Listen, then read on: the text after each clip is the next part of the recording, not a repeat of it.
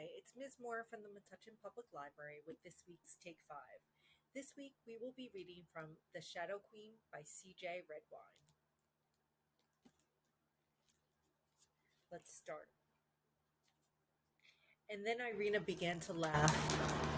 The princess shivered deep within as the guards closest to the queen fell back, clutching their faces while their skin peeled away from their bones and their blood bubbled like soup left too long on a fire.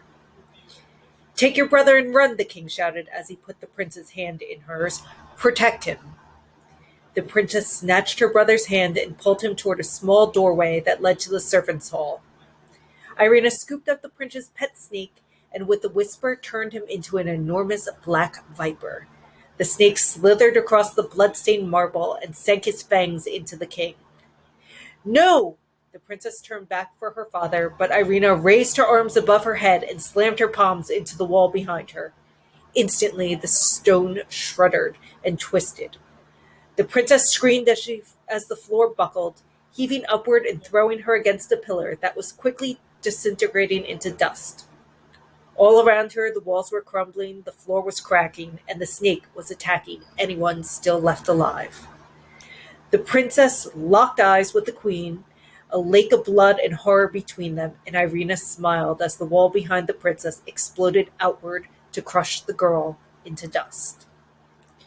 Chunks of stone crashed around the princess, leaving her a small circle of space full of acrid dust. She was trapped, the debris above her creaking and sliding as the floor shuddered.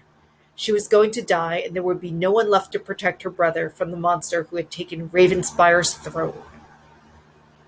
A large dark hand reached through a space in the debris, wrapped around the princess's waist, and pulled her through the narrow opening between the pile of rubber and the servants' hall. Gabriel, the head of her father's palace guard, crouched before her, his brown eyes steady on hers, his voice calm. "Can you run?" he asked as he scooped the princess onto his shoulders. The princess didn't want to run. She wanted to see her father. She wanted to stay in her home. She wanted to fight.